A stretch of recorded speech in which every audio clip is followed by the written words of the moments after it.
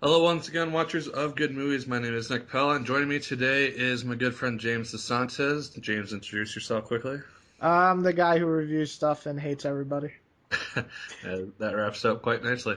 So today we are going to be putting out four different videos. We're covering the summer movies. We're doing May, June, July, and August. And so let's just dive into it. Leave your thoughts on any of the summer releases down in the comments down below. We would love to see your thoughts on them. So the first one, which is the biggest one, I would argue, of the summer so far, is coming out the first weekend of May. That's Oh, Captain America: Civil War. I know that we are both very, very excited for this movie. I personally cannot wait, and it's got such a good score on Rotten Tomatoes right now. James, what are your thoughts? I thought we were going to talk about the Huntsman. I was like really excited just to get Oh into it. no, But that's let's April. let's just skip that piece of shit. Okay, Uh, Captain America: Civil War is probably going to be my favorite summer movie. Though there are some really good ones coming out. I am. This is like first off, Cap is my favorite Avenger, but second off, it looks like the accumulation of everything we've been hoping for that Avengers 2 was going to be, but it also looks like a really good Cap story, and that's like to me is the perfect blend. Plus, it's the Russo brothers, so like I have full faith after Winter Soldier. Yeah, what makes me really intrigued about this is that it could easily be Avengers 3 if they wanted it to be, but it seems to have such a good focus on Captain America as its main central character. It just makes me really interested to see how they're going to tell this really popular and interesting story, and just seeing where all these different characters are going to fit and how this team is going to just end up at the end credits, and see who dies, if anyone, and what is going to be a setup for Infinity War and Yeah, Phase. I think this will change the Marvel dynamic the most so far of all the movies because I think it's going to be a big wedge that's going to separate all our heroes. And like you said, if someone dies or someone doesn't, the point is that it's definitely going to leave it in shambles, and that's where they're going to have to regroup into Avengers 3, which is hopefully just as good. Yeah, I would agree. So the next weekend, the weekend of May 13th, we have two big wide releases. The first one is The Darkness. Have you heard about this one, James, at all? No, I'm Okay. not. I'm like extremely intrigued because it's a horror movie, but I have not even heard of this. What's this about? Well, when I first saw the title, I was honestly hoping that it was going to be like a movie version of the game The Darkness, because that series is That looks really fun. beautiful. Yeah. I love that game so much, and the sequel is fantastic. But this movie is based on this family who I believe goes to, I think, the Grand Canyon for a vacation. It stars the kid who plays Bruce Wayne in Gotham. Oh, Well, it doesn't star him, but he's in it. He's one of the main characters. And they come back, and this ancient Native American spirit has followed them, and it's basically a horror movie of that sort and caliber. it has Kevin Bacon. Yes, it does have Kevin Bacon. I Oh, think he's probably more of the lead than the kid who plays Bruce. But oh, it's Jason Blum. yes, that's the only thing which makes me have some hope for this movie, because it looks kind of stereotypical otherwise. But Jason Blum has been very, very strong in regards to the horror franchises that he has worked on. And so that's the only thing which really makes me have any hope for this movie possibly being good. I'm pretty interested because they usually don't release scary movies during this time, but this one and then another one we'll talk about later, The Purge. Like it's strange that they're releasing them in the summertime, I mean, but you don't see you see it once in a while, but it usually like the Saws and the Friday 13th they wait till Halloween, like that section, or January if it sucks. yeah, no, that's true. One film which you could probably mistake as a horror film if you didn't know what it was about is Money Monster. I want to see Um, this. I think this yeah, looks good. yeah, I think that the trailer makes it look very, very interesting. It stars George Clooney, and someone else who I'm not. I don't know the girl, but I know it's by Jodie Foster, who Yeah, has made some good movies and some not so good. yeah. I don't know how many of her things I've seen per se. George Clooney and Julia Roberts are the two Yeah, main. yeah. Um, the only issue that I might have with this is that I feel like the trailer has shown us pretty much everything Yep. that this plot is going to detail. So I hope that there's something else which is just going to be in the middle or something, because I feel like I know how this movie is going to start, take place in the middle and then end. Yeah, we Just see the ending. We see the ending with him either dying or going to jail, and then we see George Clooney punching someone, so we know that's the ending of the movie. Yeah, and when he's punching the guy, he doesn't have the vest on anymore. So unless it's a flashback of some sort, we know that he gets out of this fine to Yeah, some degree. which sucks. Yeah, I know. I don't like that when they spoil that stuff. But the movie itself does look very intriguing, so I'm going to try to watch it, just kind of trying to forget the trailer that I've seen. But the trailer goes up before almost every single movie that I see. And with the amount of stuff I see it at least once a weekend. Yeah. So it's kind of tough to drive it out.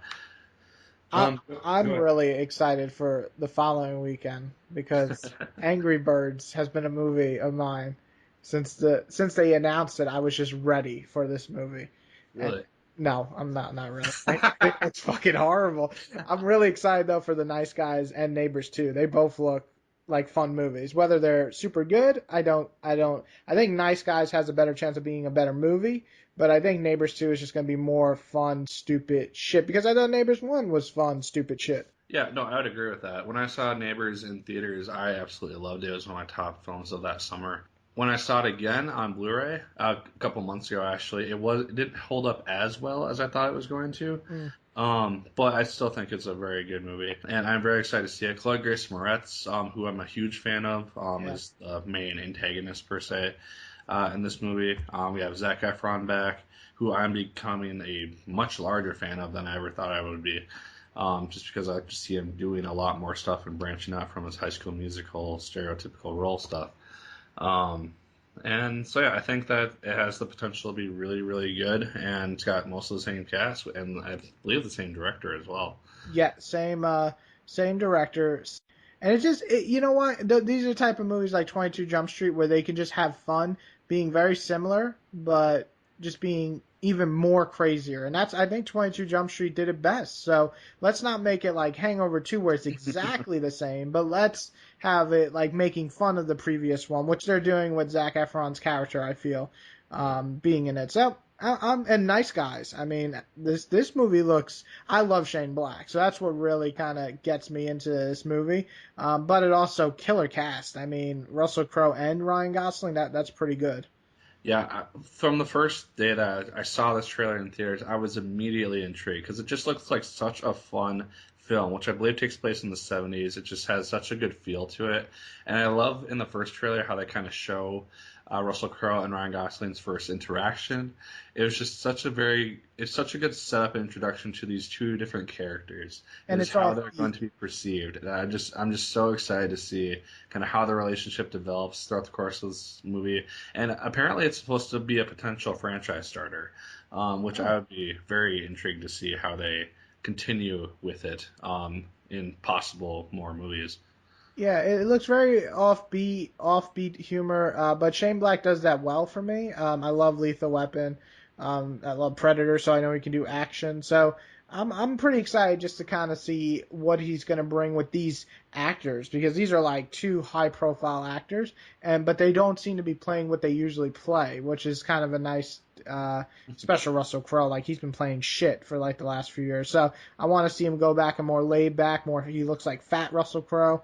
So like I'm excited. I'm excited. And Ryan Gosling to me is very hardly failed. And any of the ones that he did failed, I didn't watch. So in my mind, he does not fail. Yeah, I do want to jump back to Angry Birds really quick, just because this is one which has caught my attention a little bit. Oh gosh. Just because the second trailer that they put out kind of dived more into the story and more into kind of what these characters are going to interact as and how they're going to be. It's got Jason Sudeikis as the main voice actor, and it's got a very talented comedic voice cast, and I think that this film could actually be a surprise hit animation. I think it's going to do fantastic in the box Of office. course, yeah. But I think that this could potentially be a very well done animation and kind of surprise a lot of people. It might be the Lego movie of the year. Yeah. It has that chance. I mean, I'm not. I don't think it looks shit. I've only seen one trailer. I'm just kind of like that and Emoji. Like I'm not ever gonna get hyped for these movies. But if it's like Lego, where it's better than what I ever would have guessed, I'm totally okay with it being better than what I was thinking it was gonna be for sure. So, if it's bad, I don't really care. But if it's good, that's another movie to watch. Yeah, there you go. All right, now we are jumping into the last weekend of May. We have two wide releases. The first, which probably might not, yeah, it's not going to do as well as the second one. We have the sequel to Alice in Wonderland, which is Alice Through Uh, the Looking Glass. I actually never saw Alice in Wonderland, good. this live action remake. I'll probably try to watch it before I see the Don't sequel, just so I have an idea of these don't characters. do it. It's so bad. It's some grade like shit. It's the worst. It's like it's so bad. Like, babe, you saw Alice? It sucked, right? She not Alice in Wonderland. Yeah, say she thought it sucked, and she loves Tim Burton. It's bad. So I don't even know how this movie's coming out. Like I didn't even know the first one did that well. Oh, it did fantastic. The Oh, first one did like amazing. I think it passed 1 billion worldwide in the box see, office. this is bad news though because if it did that good, it has a chance of hurting the other movie, the X-Men Apocalypse. Which I'm gonna be honest, I think they're doing a really bad job with marketing. I mean, I don't Really? know. Yeah, I feel like the trailers are really underwhelming. I don't have anybody I know really like talking about it. It's not that it's going to be bad. It's just the marketing has not been that great. It's just been like really quiet, and the posters are fucking awful. Like if you've seen them in like Walmart and shit, they look like I did Photoshop. It's that bad, and like they're doing the names wrong. Like that's not Angel, that's Archangel, and they're pissing me off as an X-Men fan now. But Brian, is it Brian Singer? Yeah, Brian Singer always kind of annoys me with his type of X-Men because he tries to make them anything but what they are in the comic, which annoys me. But I've always liked his movies. But this one, I think the marketing is really bad. Like I have nobody is talking about this movie. Nobody. I don't know. I actually have the opposite opinion. I think that the trailers at least have me very, very intrigued, and I think part of that is because it has this very warlike feel. And part of what is capitalizing on that is the fact that they have Jennifer Lawrence, who just got out of Mockingjay Part Two. People who saw that recognize her in this war setting. It seems like she's going to be more human looking for the most part in this movie, and not as much in the Mystique blue makeup. So I think that aspect is just intriguing to me, because I really like the Hunger Games franchise, and also because I really adore Jennifer Lawrence as an actress. Oh. Um, but this movie, because I'm not a huge fan of Days of Future Past, I've seen it once and I have no real interest in watching it again.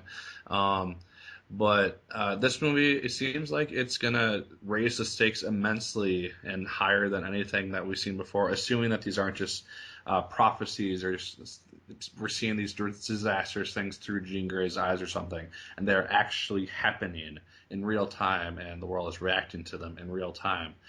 Then I think it's gonna just be really high stakes raising, and maybe uh, I be a mean, very well like finisher to this Bryan Singer franchise that I started, or at least the trilogy that they started with, First Class.